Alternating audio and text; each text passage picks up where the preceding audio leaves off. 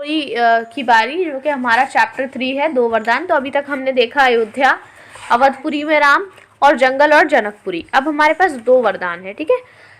राजा दशरथ के मन में अब एक ही इच्छा बची थी, राम का राज्याभिषेक, उन्हें युवराज का पद देना। अयोध्या लौटने के बाद से ही उन्होंने राम को राजकाज में शामिल करना शुरू कर दिया था। राम ये जिम्मेदारी अच्छी तरह निभा रहे थे। उनकी विनम्रता, विद्वता और पराक्रम का लोहा सभी मानते थे। प्रजा उनको चाहती थी। दशरथ के लिए तो वह प्राणों से प्यारे थे ही। दरबार में राम का सम्मान निरंतर बढ़ रहा था।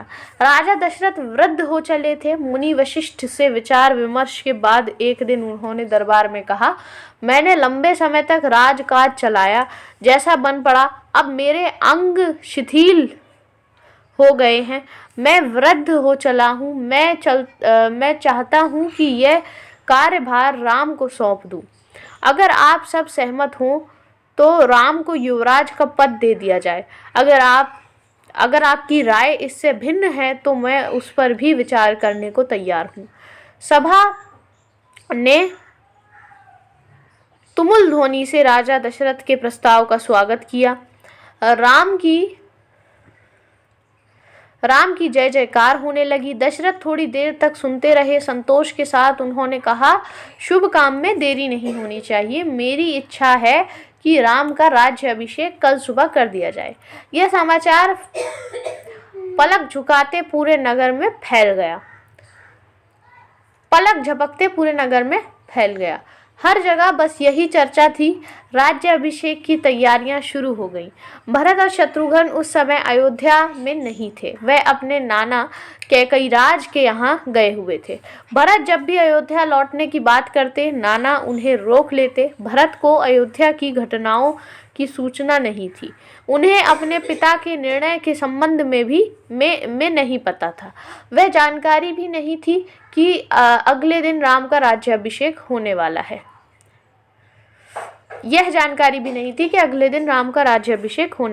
कैकई से एक दिन में भरत और शत्रुघ्न का आना संभव नहीं था। राजा दशरथ ने इस संबंध में राम से चर्चा की। कहा कि भरत यहाँ नहीं है, पर मैं चाहता हूँ कि राज्याभिषेक का कार्यक्रम न रोका जाए। उन्होंने राम से कहा, जनता ने तुम्हें अपना राजा चुना है, तुम राजधर्म का पालन करना। कुल की मर्यादा की रक्षा अब तुम्हारे हाथ में है। राज्याभिषेक की तैयारियां रानी कैकई की दासी ने भी देखी। मंथरा ने शुरू में उसे इस चहल पहल का कारण समझ में नहीं आया। उसने इसे कोई अन्य अनुष्ठान समझा। इतनी रौनक, ऐसी सजावट, ऐसा कुछ उसने अन्य अनुष्ठानों में नहीं देखा था। उसे अचंभा हुआ। फिर उसने रानी कौशल्या की दासी से पूछा। उसे तब पता चला कि कल राम का राज्याभिषेक होने वाला है। यह उत्सव उसी के लिए है। मंत्रा जल भुन गई। राम का राज्याभिषेक उसे षड्यंत्र लगा, कैकई के विरुद्ध। वह कैकई की दासी थी। बचपन से कैकई का हित उसके लिए सर्वोपरि था। मंथरा उसे अपना हित मानती थी।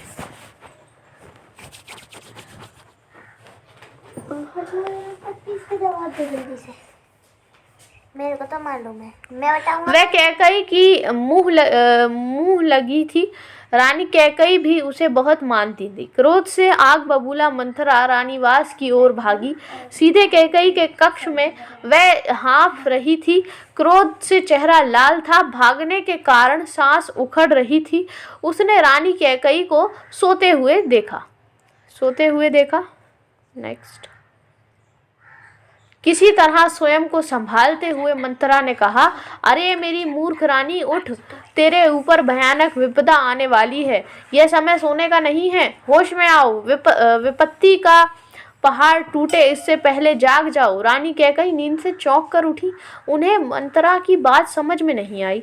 बात क्या है? तुम इतना घबराई क्यों हो? सब कुशल तो है? उन्होंने पूछा। कैसा कुशल, कैसा मंगल? सब अमंगल होने वाला है, तुम्हारे सुखों का अंत। महाराज दशरथ ने कल राम का राज्याभिषेक करने का निर्णय लिया है। अब राम युवराज होंगे, यह तो बहुत शुभ समाचार है। कैकई ने प्रसन्नता से अपने गले का हार उतारकर मंथरा को दे दिया। मैं बहुत प्रसन्न हूँ। राम युवराज पद के लिए हर तरह से योग्य है। रानी, तुम्हारी बुद्धि फिर गई है, मति मारी गई है। सवाल राम की योग्यता का नहीं है, राजा दशरथ के षड्यंत्र का है, तुम्हारे अधिकार छीनने का है। मंथरा ने हार दूधते हुए कहा, यह षड्यंत्र नहीं तो और क्या है? कल सुबह राज्याभिषेक है। भरत को जानबूझकर ननिहाल भेज दिया, समारोह के लिए बुलाया तक नहीं। कैकई का स्वर उग्र हो गया। उन्होंने मंथरा को डांटते हुए कहा, राम के प्रति मेरा आगाह स्नेह है। वे मुझे माँ के समान मानते हैं। तुझे इसमें षड्यंत्र दिखाई देता है? इसमें षड्यंत्र नहीं है। राम के बाद भरत ही राजा बनेंगे। राज सर्वदा ज्येष्ठ पुत्र को ही मिलता है। मंथरा पर इस फटकार का कोई प्रभाव नहीं हुआ। उसके लिए यह दशरथ का षड्यंत्र था। वह रानी कैकई के पलंग पर बैठ गई। उनके बहुत निकट कैकई के चेहरे की ओर देखते हुए उसने कहा, तुम बहुत भोली हो, नादान हो। तुम्हें आसन संकट नहीं दिखता। दुख की जगह प्रसन्नता होती है। इस बुद्धि पर किसी को भी तरस आएगा। समझो रानी, राम राजा बने तो तुम कौशल्या की दासी बन जाओगी। भरत राम के दास हो जाएंगे। वह राजा नहीं बनेंगे। राम के बाद अगला राजा राम का पुत्र होगा। अनर्थ को अर्थ समझने की मूर्खता मत करो। रानी, राम को राज मिला तो वह भरत को देश निकाला दे देंगे। वह भरत को दंड देंगे। इस तिरस्कार से भरत की रक्षा करो। रानी, कोई ऐसा उपाय करो कि राजगद्दी भरत को मिले और राम को जंगल भेज दिया जाए। कैकई पर मंथरा की बातों का असर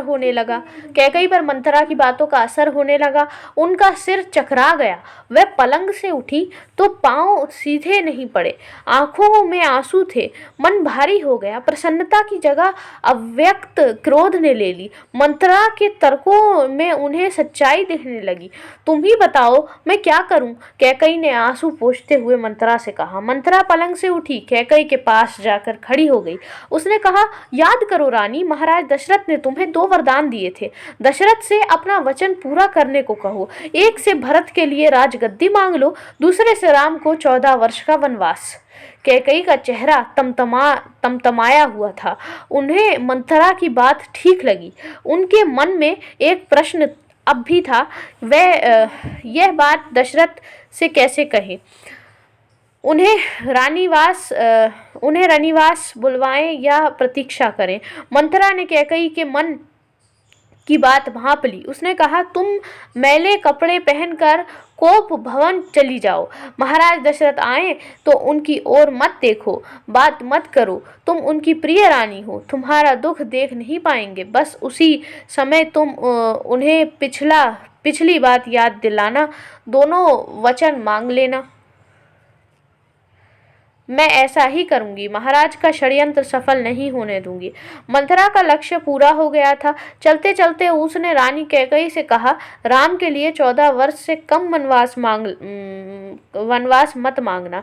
भरत इतने समय में राजकाज संभाल लेंगे। जब तक राम लौटेंगे लोग उन्हें भूल चुके होंगे। अब जल्दी करो रानी, समय बहुत कम है। रानी कैकई कोप भवन चली गई। मंथरा रानीवास से निकल गई। दिन भर की गहमा गहमी के बाद महाराज दशरथ को रानियों की याद आई। तुरंत रानीवास की ओर चल पड़े, उन्हें शुभ समाचार देने। सबसे पहले वह कैकई के कक्ष की ओर मुड़े। कैकई वहां नहीं थी। प्रतिहारी से पूछा, पता चला कि वह कोप भवन में है। दशरथ को चिंता हुई। कैकई कोप भवन में, परंतु क्यों? क्या इसलिए कि उन्हें अब तक सूचना नहीं मिली? मैं उसे अवश्य मना लूंगा, दशरथ ने सोचा। दशरथ कोप भवन का दृश्य देखकर हैरान हो गए। उन्हें कुछ समझ में नहीं आया। कैकई जमीन पर लेटी हुई थी, बाल बिखरे हुए, गहने कक्ष में बिखरे हुए, कपड़े मैले। तुम्हें क्या दुख है? क्या हुआ है तुम्हें? मुझे बताओ। अस्वस्थ हो राजवैद्य को बुलाऊं? दशरथ ने कई सवाल पूछे, कोई उत्तर नहीं मिला। कैकई रोती रही। तुम मेरी सबसे प्रिय रानी हो, मैं तुम्हें प्रसन्न देखना चाहता हूँ। तुम्हारी खुशी के लिए मैं कुछ भी कर सकता हूँ, कुछ भी, धरती आसमान एक कर सकता हूँ। दशरथ ने कैकई को मनाने का बहुत प्रयास किया। उत्तर उन्हें फिर भी नहीं मिला। दशरथ भी भूमि पर बैठ गए, विनती करते हुए। हाँ मैं बीमार हूँ, कैकई ने कहा। विनती करते रहे। हाँ मैं बीमार हूँ, कैकई ने कहा। मैं अपनी बीमारी के संबंध में आपको बताऊंगी, लेकिन पहले आप एक वचन दें। मैं जो मांगूं उसे पूरा करेंगे। राजा ने तत्काल हामी भर दी। कहा, मैं राम की सौगंध खाकर कहता हूँ तुम्हारी हर इच्छा पूरी करूंगा। महाराज दशरथ ने राम की सौगंध ली तो कैकई उठकर बैठ गई। आप मुझे वह दोनों वरदान दीजिए जिसका संकल्प आपने वर्षों पहले रणभूमि में लिया था। महाराज दशरथ भरी, कल सुबह राज्याभिषेक भरत का हो, राम का नहीं, कैकई ने कहा। दशरथ भौचक रह गए। उन पर वज्रपात सा हुआ। थोड़ा रुक कर कैकई बोली, राम को 14 वर्ष का वनवास हो।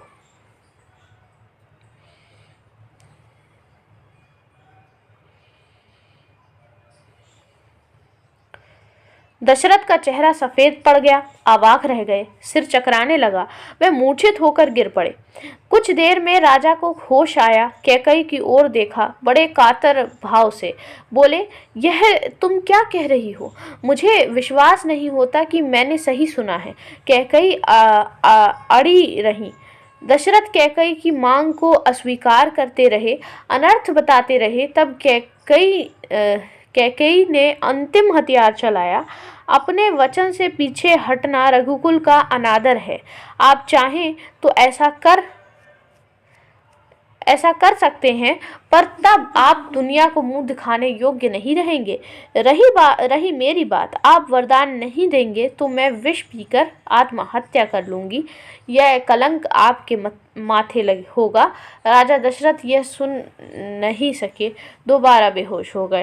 रात भर बेसुध पड़े रहे। बीच बीच में होश आता, वे कैकई को समझाते, गिड़गिड़ाते, धमकाते, डराते, पर कैकई टस मस नहीं हुई। सारी रात इसी तरह बीत गई। सो ये हमारा था तीसरा चैप्टर, 2 वरदान।